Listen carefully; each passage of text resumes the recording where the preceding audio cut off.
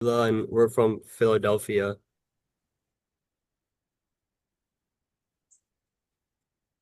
Hi guys, my name is Leela. I'm here from Philadelphia. Hi guys, my name's Sanjana. I'm also here with Philadelphia. Okay. Um, I guess Jeff, Ali, and Abira, if you guys want to introduce yourselves too as like the members. My name is Jeff, and I'm a current member with the National Health Corps in San Francisco. My name is Allie, she, her pronouns. I'm with NHCSF. I'm the Quality Improvement and Diabetes Care Coordinator at Healthcare 360. Hi everyone, my name is Abira. I am the Value-Based Care Coordinator and Quality Improvement with the Department of Public Health in San Francisco. Cool.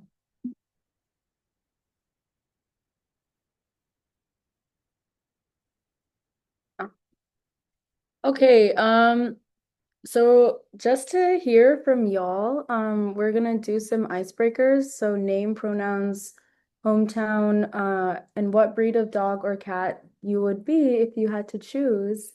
And I guess we can have prospective applicants go first. So anyone, you can just like unmute yourself and introduce yourselves to us.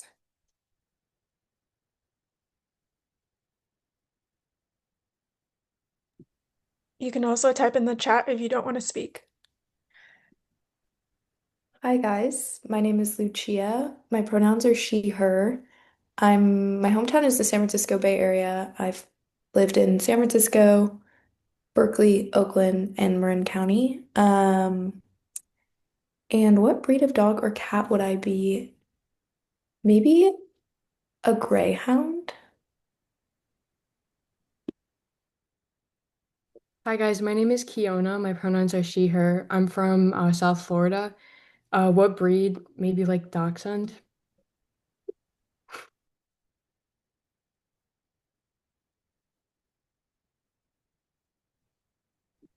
I can go next. My name is Natalie, and my pronouns are she, her.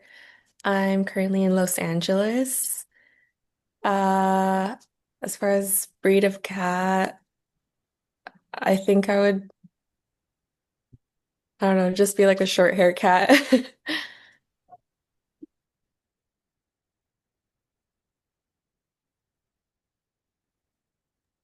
I can Hi. go next. Oh, Okay. sorry. No, go for it. Thank you. My name is Josh. I use he, him pronouns, and I'm also from the Los Angeles area. And what kind of breed of dog I would be? Probably my apartment has a mini poodle, so I'll probably be a mini poodle. Yeah.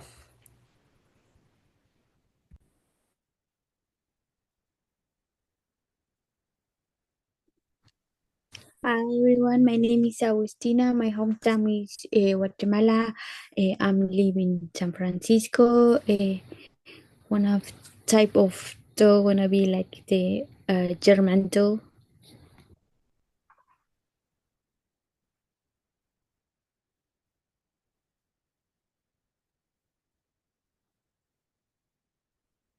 Anyone else?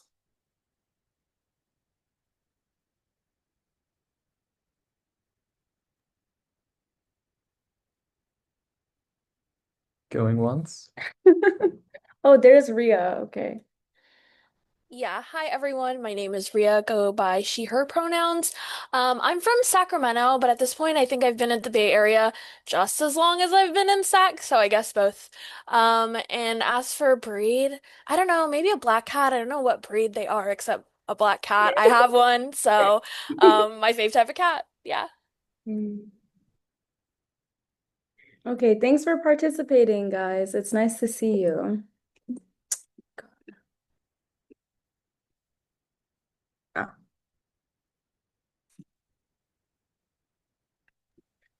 All right, so next I'm just going to go over like the AmeriCorps eligibility. So you have to be at least 18 years old by the start of service. You have to be a U.S. citizen, U.S. national, or a lawful permanent resident. and you have to have completed a high school diploma or GED.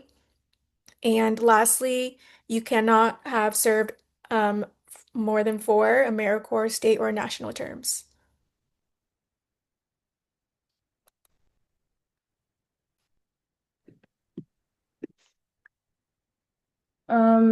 So we're gonna go over a couple of details for San Francisco, and then I think we have a few more slides with just like some more info about AmeriCorps in this program. And then we will answer some of the questions that y'all have submitted in the form when you like RSVP'd. And then we'll go into breakout rooms for people to ask site-specific questions with the members.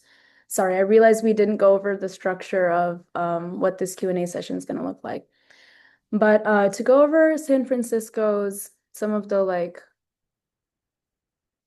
details, you have to complete a 1,700 hour service term, and that lasts for about 42 to 46 weeks. For us, we started in August of 2026 and end in July of 2027, but it might look a little bit different for this next season that y'all are applying for. Our host sites are the San Francisco Department of Public Health, Curry Senior Center, Food is Medicine Collaborative, and Health Right 360. And we have members with us from San Francisco that represent a couple of these different sites if you have questions of what it looks like to serve at these different places. The benefits that you will receive as a member, you get around a $27,000 living stipend, and upon the completion of your term, you'll get the Siegel Education Award to be used for the pursuit of higher education. And then also we have EBT benefits, health insurance, and I also think childcare, and also mental health benefits as well that aren't listed. I don't know if anyone from Philly wants to jump in with anything that might differ for y'all. Sorry that we don't have a slide for you. It's no problem. I think most of the details are the same in terms of the hours and weeks. The host sites that we have are mainly the federal health centers around the city, as well as Penn Medicine, the community health division of Penn Medicine. But everything else is the same.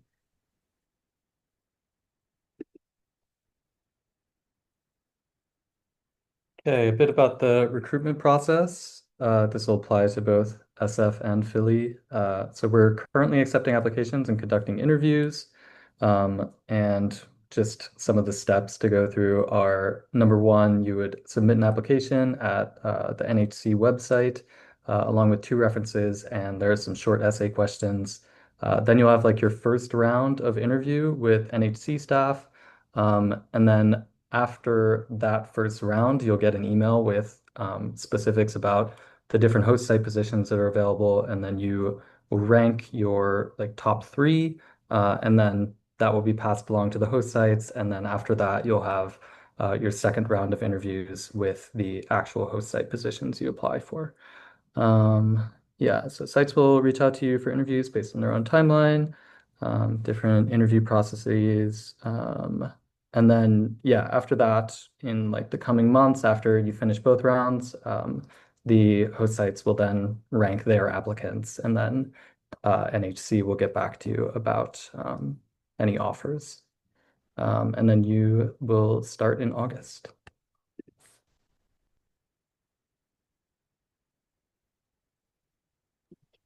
All right, next we're just gonna open the chat to you guys, or if you guys want to unmute yourself and ask questions, specific questions about SF, Philly, or just serving a service term in general. If not, we can just go through like commonly asked questions, but yeah, feel free to drop your questions in the chat.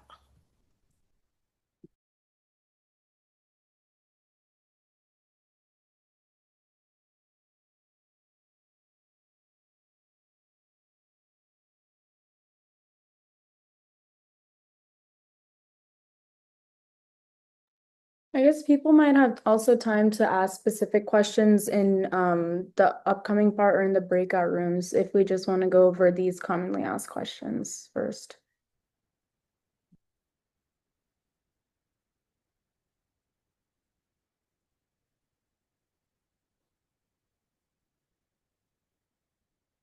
I can read them. So, people ask, how do you make things work on a stipend, which it's definitely like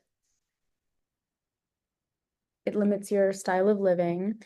A lot of people have roommates or they live at home and commute to service. And then also the EBT is a really huge thing that like helps us afford groceries every month. I think it's about, well, it varies, I guess, between Philly. Yeah, 250, but it might be different in Philadelphia. That's just for San Francisco. And we can also go over more of the like San Francisco specific benefit stuff in the breakout room, but there's like a benefits portal which you'll apply for or apply through to get your EBT. And it's a really simple process, and I think almost every member has it in our cohort. Wait, sorry, Anushka. Grace asked a question in the chat. So she said, are the host sites accommodating if you get sick and need to make up hours? How do they go about this? So I think, well, in my experience, they have been pretty accommodating. You would let both your host site supervisor and NHC staff know that, you're not feeling too well and you need to take the day off. And I think there's plenty of opportunity to make up hours. A lot of members partake in outside service outside of their host site. So I know like some people like to go to the soup kitchen or, various other volunteer opportunities. NHC really leaves it up to you to be able to participate in the outside service opportunities that you want. And I don't think it's been a problem at all. There's also a lot of online trainings that you can do for hours. Like I've taken sick days where I worked out with my supervisor to just stay home and do like supplemental training on just like street med and stuff like that, so that you don't get behind on hours.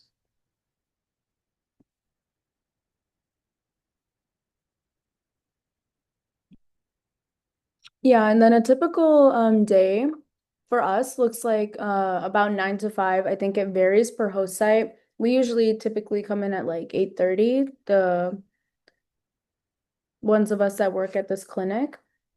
And then every other Friday, we have a group meeting with our full cohort at our NHC site. And I guess we can turn it over to members for this part.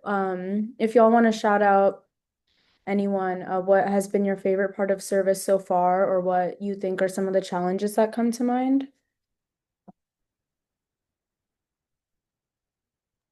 I can start, and I guess part of that would be in response to, is it Kiona? Is that how we pronounce that? How much direct interaction do members typically have with patients? I didn't make this clear when we did the introductions, but I work with the San Francisco Department of Public Health, and I work with a team called PHACS, PHACS, which stands for Permanent Housing Advanced Clinical Services, which means that I work entirely with populations who are in what is effectively permanent housing in San Francisco, which said they are neither unhoused nor in transitional living or shelters. They're actually they're in their permanent housing. So I would say a good 80% of my day is in-person interaction with clients. We call them clients just because, in our department, we call them clients just because we're not medical professionals, but yeah, we're clients. And so that's actually the favorite part of my service so far is making meaningful interactions. I just ran into a client of mine that I was one of the first methadone intake processes that I did 8.5 months ago, and ran into him at the store, and we hugged it out and made plans to have coffee and whatnot. So yeah, being mindful of the fact that you're dealing with real live people is and being able to maintain those connections is not a little thing. I find it entirely redeeming, and it's the thing that gets me out of bed to show up for it. Challenges, because I work with a fairly vulnerable population. I work with a lot of folks who have recently experienced non-fatal overdoses. Not all my clients make it, and when I say make it, I mean I've lost a not insignificant amount of clients along the way, and that hurts because for the same aforementioned reason that I'm dealing with, we're dealing with real life human beings. This is not a simulation. This is not a movie. This is you know, people living their lives to better or lesser effects. And so I just try to be a positive contributor to that in whatever capacity that I can. So that's my spiel.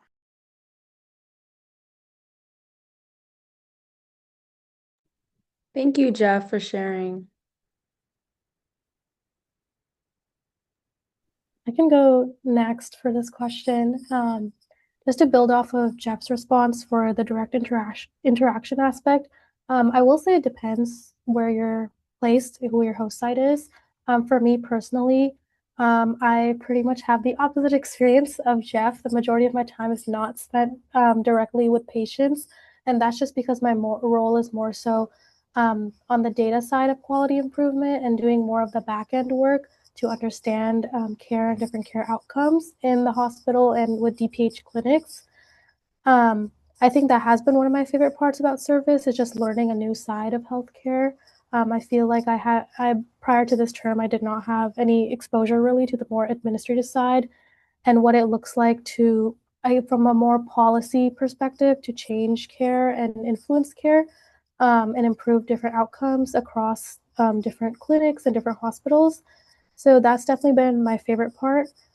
Some challenges, I would say, I think because I didn't have any sort of experience in this realm, it was a bit of a learning curve at the beginning just to understand how processes work and what role I play in my term and at my site.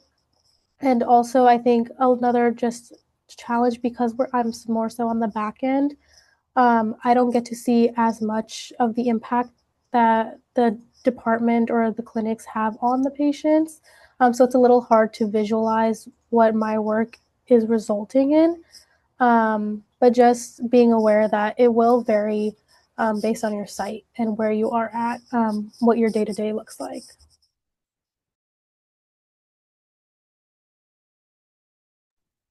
I can go next. Sorry, it's a little bit, my webcam isn't working, so I'm on my phone, so it might be a little scuffed. Let me know if you can't hear me, but I think to build off of both Jeff and provide a perspective for my specific host, in terms of like direct patient interaction, I think it's shifted over time. I started off kind of working at the intake desk, like front desk stuff, talking to people, and then working with my food pharmacy, managing the food pharmacy weekly. It shifted over time because then I went into more like back end, working on the data, my quality improvement project, and then now I asked to be added to like the street medicine team so I can go out and like do outreach, just like walking around the mission. I think part of it is what you make of it, and most of it, I wouldn't say, if you mean by like patients, like clinical interaction, like medical, it won't be that, but a lot of it is like outreach and like what Jeff said, talking with people, making meaningful connection, and trying to see how you can serve where you are, I guess. My favorite part of service, I think it's been really cool. So basically, I'm the quality improvement and diabetes care coordinator at Health Right 360. We have a food pharmacy that has only, I guess, recently started really building up to what it is right now. I think it's been a really cool opportunity to be a part of something that is um, being created and something like food access in San Francisco is something that I've been really passionate about. It's something that is like still, how do I say, like still working, still building. We're still figuring out like whether food pharmacy or produce prescription programs are like more effective, stuff like that. So I think it's cool to be a part of something bigger than myself. In terms of challenges, um, I think it's been a mix, a little bit of like burnout, I guess, a little bit of like similar to Jeff, although probably not as extreme, just figuring out how much like I can deal with, I guess, emotionally, and then how much so I don't overextend myself has been, I guess, a big part of my service term.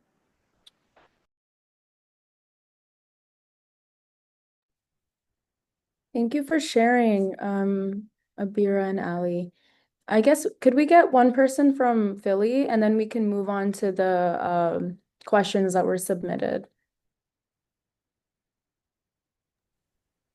One or both members from Philly, if you guys.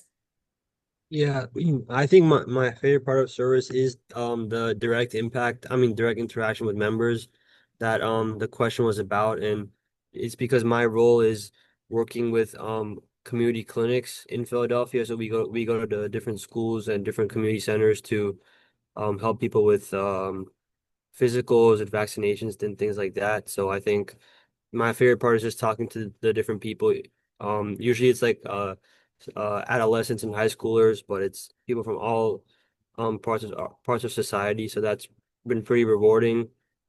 And for challenges, I would maybe say like adjusting to city life, I guess, because it was my first time like living in a city and just getting to know public transport, EBT and things like that. I can talk a little bit more about Philly too. So the host sites this year were kind of limited because of the funding, but they potentially might have more options for next year. So I work at one of the city health centers. They're located throughout the city, and there's six of members that are um, at these health centers, and we work on the prescription assistance program team. So we help patients that either don't have insurance coverage for medication or don't have insurance at all apply to the pharmaceutical companies to get the medication either for free or at a really low cost to improve the affordability and access. And I've really enjoyed it. I've had like a good balance, I think, of patient interaction versus like there is some um, like computer work and the application process. For challenges, I think it kind of coincides with that is like um, the calling pharmaceutical companies and like spending time dealing with that has definitely been a challenge for me. That and like also just learning the way the healthcare or the city health centers work because here they really have everything in one place. They can see a dentist, radiology, they can go to family planning, see a dietitian. Um, and that's been really cool to learn, but it was kind of challenging to kind of help advocate and navigate with patients through that.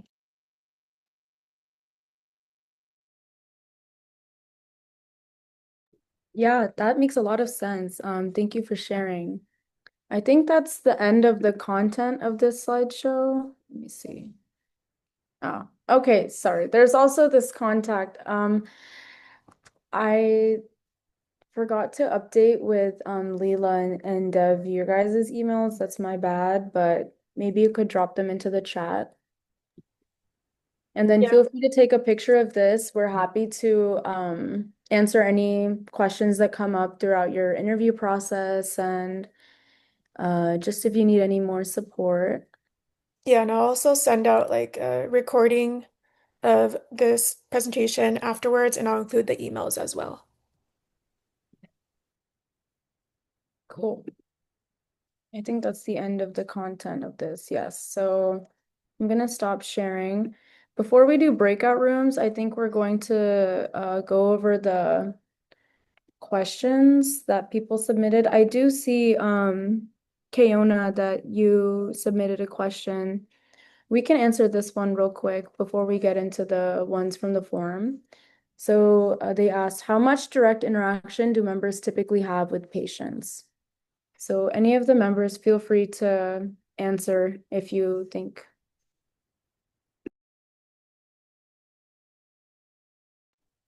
I think we answered this question as a part of our answers beforehand. Okay, yeah, I think, yeah, it varies a lot. Me and Jack personally have a lot of interaction with patients, and I think it's also something that you can build into your service, depending on what position you have through outside service or service with other organizations. I hope that answers your question. I hate to be the one that says it depends. No, that makes I'll sense. just Thank you add, guys so much. oh, Oh, my bad. sorry, just Sorry. no, I apologize. Just to add one more thing, because I know you just touched on the outside service. I think that was one of like the really cool things that um found out about when starting was that you can also get hours volunteering at organizations throughout the city. So a lot of places, it's pretty easy to get a place approved. You just have to ask the NHC staff from your city, but you can kind of at your own will get more patient experience or different organizations throughout your host city.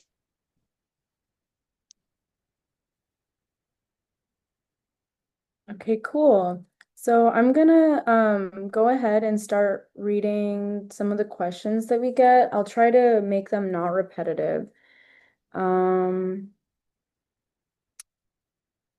Here's one. What does the adjustment slash training period look like?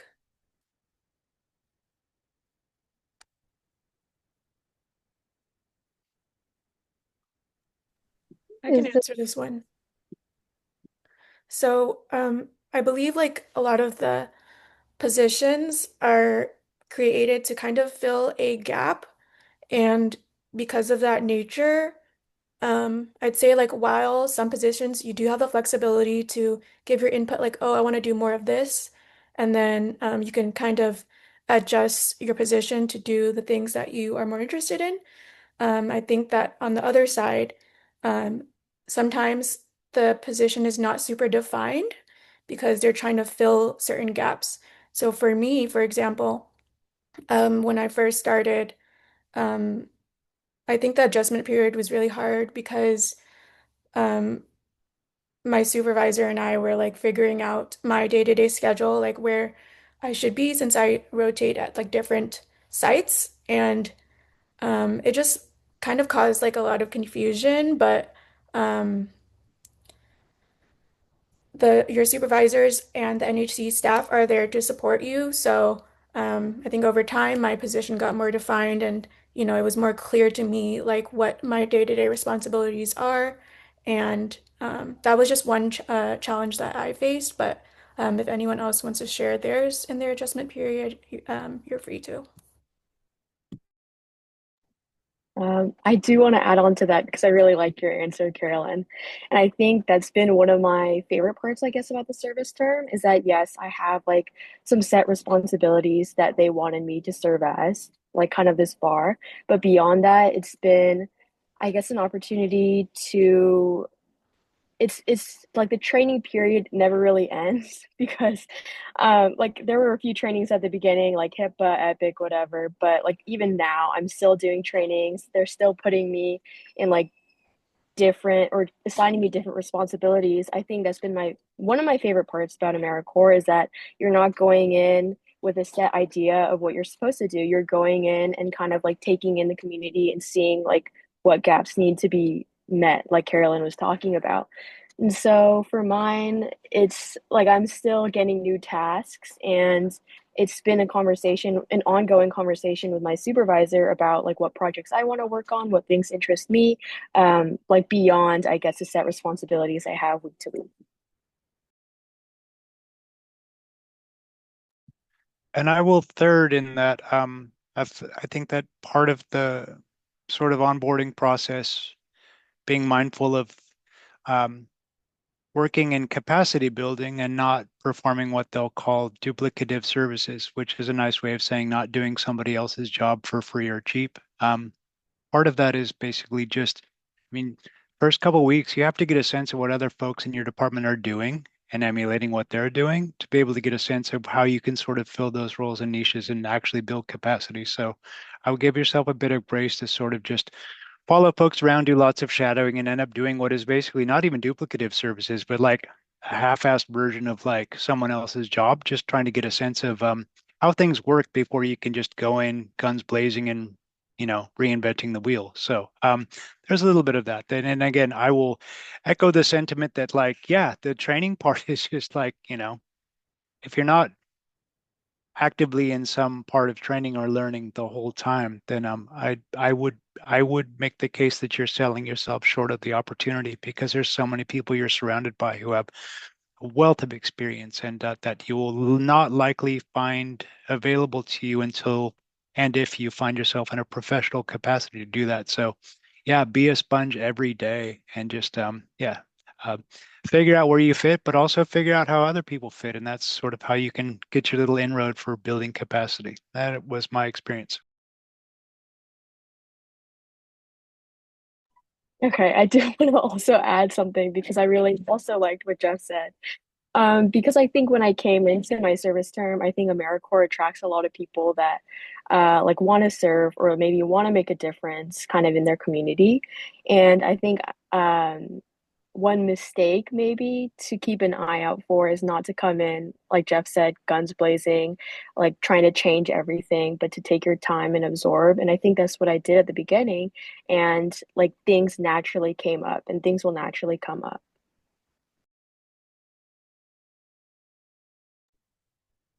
Thank you all for your answers. Just to also add one more that's more like detail oriented. We had like a 1 week training period before we started our service that was with our, I don't want to say host site. What is it? It's like the regional Yeah, the NHC. regional NHC. So yeah. Operating sites. Operating You- site. There it Sorry, is. making my cameo now. Nadia saving us. Nadia and Nick are from our operating site at SF. So yes, we had a 1 week training with our operating site, which really kind of set all of the logistics up for us. If anyone is concerned about that, don't worry. You don't just, get an offer and then you just go to the clinic the next day. So a lot of people were curious to know what the future looks like after doing this program. We got a bunch of questions that were kind of like, oh, what is your future career profession? How did this impact what you want to do in the future? What kinds of careers do people go into after NHC? So once again, members, anyone can unmute and answer like where you're headed next.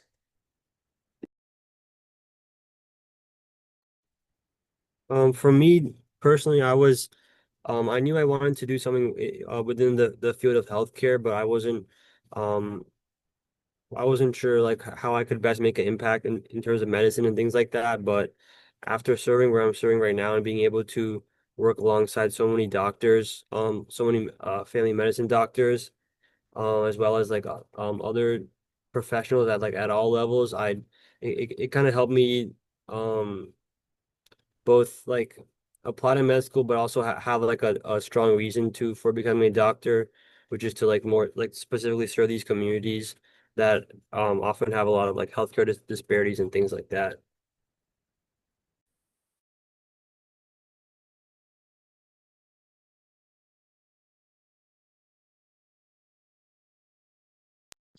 I was fortunate in that my team is comprised of lots of different sorts of folks, from MDs and nurse practitioners, RNs, behavioral health folks, health workers. Yeah, like the veritable Swiss Army knife of folks who work in public health. And so initially, I was inclined to continue doing more of the same, which is effectively working as a health worker role. But and spending more time with some of the nurses and nurse practitioners and trying to see exactly where what's needed and wanted in the future. I've decided to the extent that I will continue to do outreach and things like that sort of on my own time and whatnot, and continue to be engaged in sort of case management and health worker stuff, at least for the next couple of years. My goal is in about a year and a half to go to nursing school to become a public health nurse. Hopefully to ideally uh, to specialize in wound care for folks out and about. So that is yeah, that's what is this. I would have never asked me a year ago, and I would have been, yeah, I don't, it would have been none of those things. So thank you, National Health Corps, for pointing me in the right direction.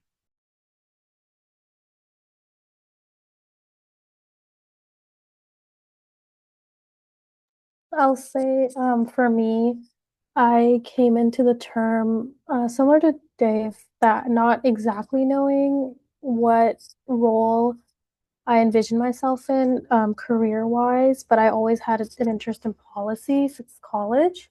And I think my position is unique in the sense that it gave me a lot of insight into the systems level change and what's possible there. Um, so I've realized I still have my interest in policy if that's something I hope to pursue full time following the term. Not exactly sure what that'll look like, but public health policy. And then in general, our members, we have a lot of alumni who've done a lot of different things. We've had members go into policy, medicine, nursing, even law. We have a lot of past members who've taken that route. So it really depends on your interest and where you can see yourself contributing and what you envision a role for yourself. And I think NHC really does help make that clear when you're working in this role and at your site and just seeing, like Jeff said, so many different people and their positions and what they do.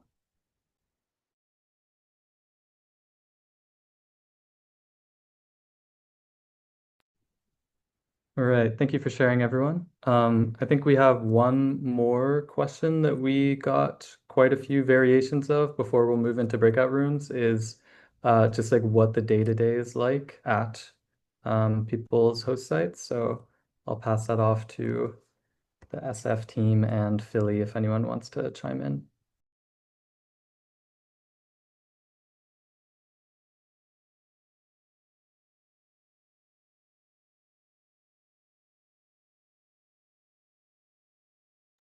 I can start off. Oh, okay. Just a quick response. I think my day-to-day is pretty standard for the most part. I mentioned I do a lot of the like data analysis type work. So for the most part, I'm just at my host site doing that sort of work. I will say at the beginning of my service term and here and there, I have actually visited clinics and just shadowed providers to see their workflow and what care looks like across the DPH network. But for the most part, I would say that I'm just at the computer. We have a lot of different quality improvement initiatives that the team, value-based care team, works on, to supporting whatever work is needed for those initiatives.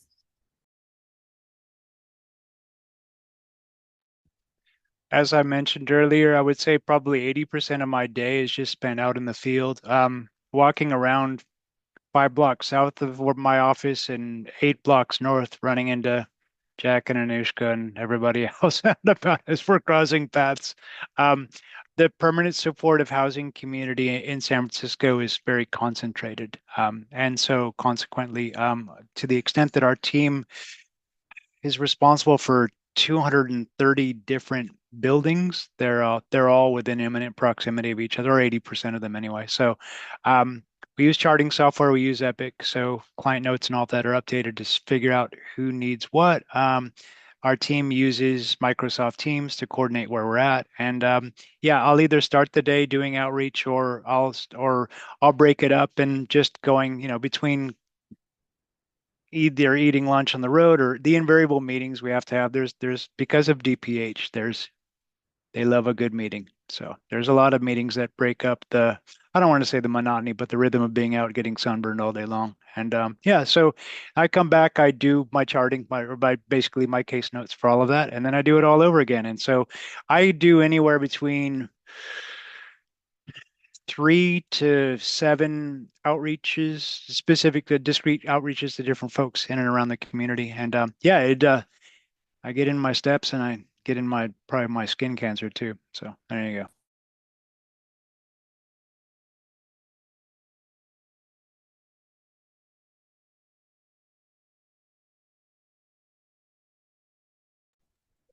I can answer. Just to kind of combine this answer with the previous question a little bit.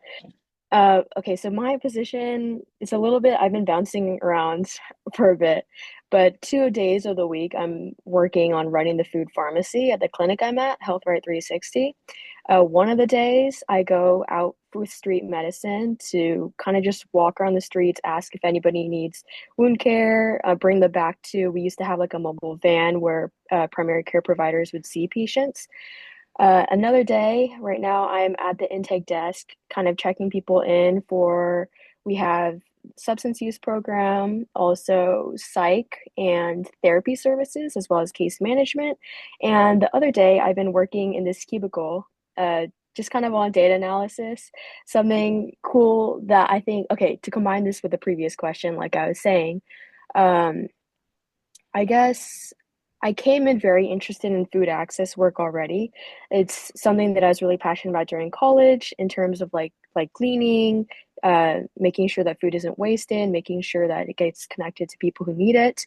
And then when I came into this program, what I do is I run a food pharmacy where we prepare weekly boxes for people, for patients enrolled in the program to take, and also provide like health education, like classes, recipes, health handouts, so that they can better understand their health conditions. Um, what has been interesting, actually, this isn't related to any of the questions, but just to add it, is something that I've realized in working on the data analysis is that maybe food pharmacy isn't actually the right answer, and that produce prescription programs might be more effective in like lowering people's blood sugar, lowering people's lipids.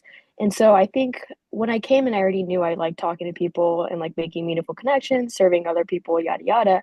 But an additional insight has been in how data analysis is really important because like without conducting that data analysis, I wouldn't have realized maybe the food pharmacy isn't as effective as we think. Maybe there's a better answer out there.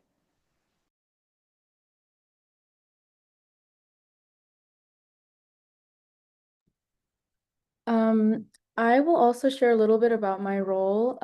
So I am the Ending the Epidemic coordinator with SFDPH, and that team, Ending the Epidemic, is essentially our sexual and reproductive healthcare team.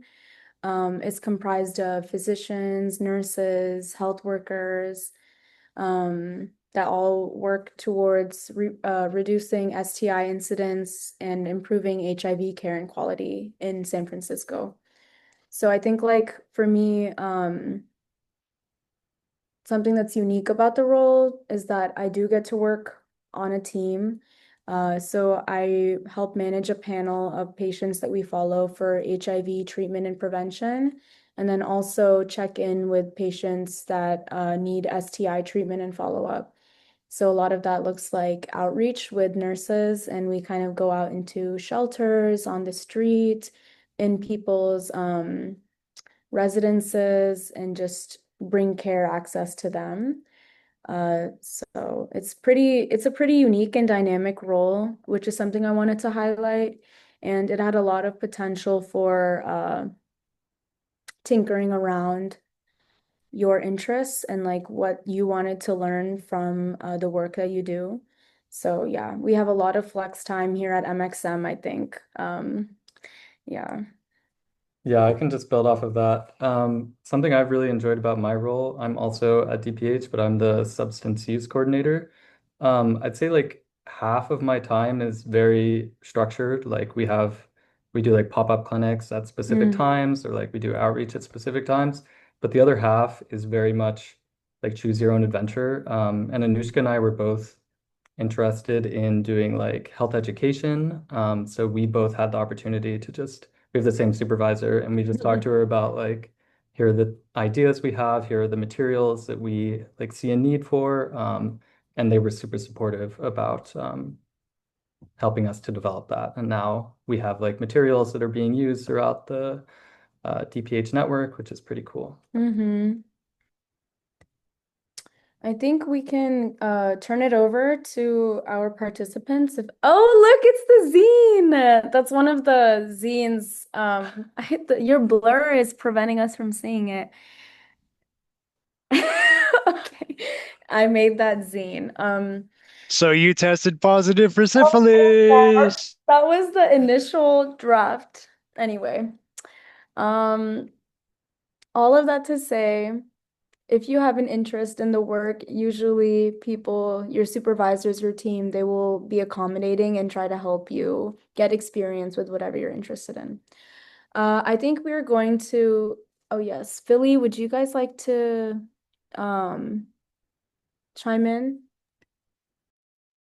I think that it's a pretty similar answer to the other people. Like I would say like 2 to 3 days a week, maybe more is like spent with the patients at clinics, doing outreach, doing care coordination, and the other time is spent kind of doing like data collection and like some computer work. So I think it's a even mix of the two, but they're both pretty important to serve the population that we serve.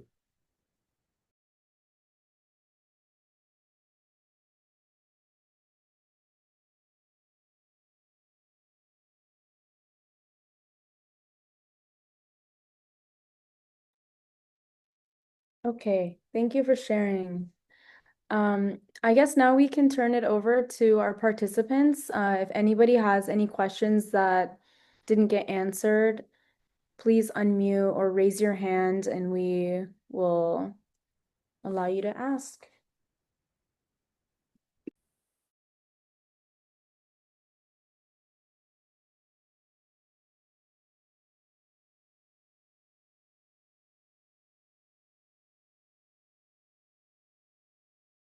They're all sold. They all have no questions. They're ready to go. I believe that. I mean, if people are feeling shy, we can open our breakout rooms. Wow, the time really passed. We only have 10 minutes. But okay, here we go. I was applying to medical school while serving your term. We kind of, I think it was just interviews for us Yeah, during the term.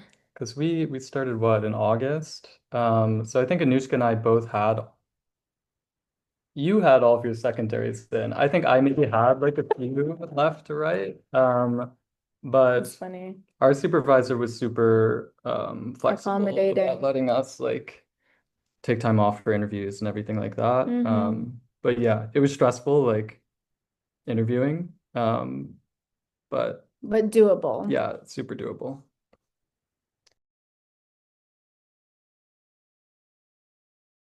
Natalie?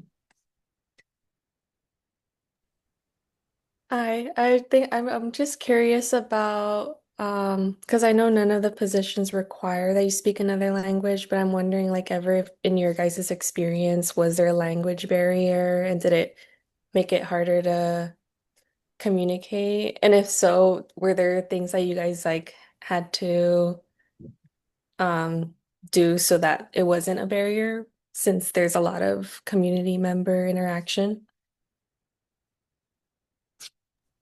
That is a really good question. I'm so glad you asked that. I think for me, something like it's not like there are translators and there are people who know different languages at the clinic, like it's built in, but I've definitely noticed that there are language barriers. Part of the food pharmacy was like adding translations, or part of my role at the food pharmacy was adding translated materials. And I think this whole year has inspired me to get better at Spanish. I'm currently on iTalk I. Highly recommend. If you guys haven't heard of it, it's like a site where you can meet with someone online to practice your Spanish. I've been doing that and it's just helping. Like, I'm never going to get good enough to like translate medically, but it's just important. I think if so many people around you speak Spanish, you should at least be able to say, like, what's your name? How's it going? So it's a really good question and it's a big part of service. Likewise, except I've been doing Duolingo for almost a year, and I feel like I've only been learning Spanish for about 10 days. So I can barely Spanish my way out of a wet paper bag. But yeah, no, that's definitely within Epic, which is the charting software that the Department of Public Health uses. There's generally a flag for folks who are non-native speakers or require a translator. So consequently, when I do outreach, I'm part of the team. We're always mindful of that, especially if we're doing in-person consults or whatnot. Bring someone along from the team who is an excellent Spanish speaker. The only other languages I think that I don't get a lot of like there's a lot of Chinese and Vietnamese spoken as well in the city, but that's mostly north of here, not necessarily within the scope of DPH. But we do also have a there's a piece of paper you can carry and a telephone number you can call that's available through the DPH that will actually give you a live translator for someone. So you can just basically go on speakerphone. You have your client, if you run into somebody, they point at the language they speak and you call that number, and then you can just basically they'll do translating services for you for free. I think that's available to everybody, but certainly DPH. I'll find out where that is. But yeah, that's a thing. I don't get a lot of the issues with that, if only because it's headed off at the pass by assigning it to someone who speaks Spanish or thereabouts as a first language. But good question. Definitely not the same as it's not as pervasive as it is in Los Angeles, where that's probably like the 60-40. So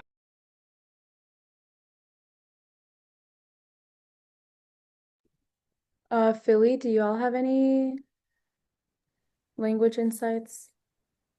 Yeah, I was about to add in, I agree with Jeff. We also use Epic, and it tells you like what if they have another first language besides English, and we also have the translator like service that you can call. But I feel like knowing like I know a little bit of Spanish, and knowing that can help like some patients feel more comfortable as well, and so you don't have to like call another external stranger and things like that. So I feel like knowing another language can, yeah, it can only help you, especially if there's people who are more like reluctant to engage with the system because they might not know English. Okay, thank you everyone for your answers. I think for the sake of time, we're just gonna jump into the breakout rooms now. The hour really flew away. We have about like 5 minutes for site-specific questions. If you look on your toolbar, you'll see breakout room, and then you can choose San Francisco or